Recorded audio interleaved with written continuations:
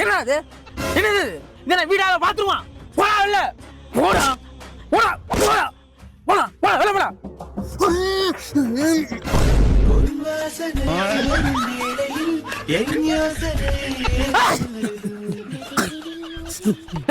என்னடா?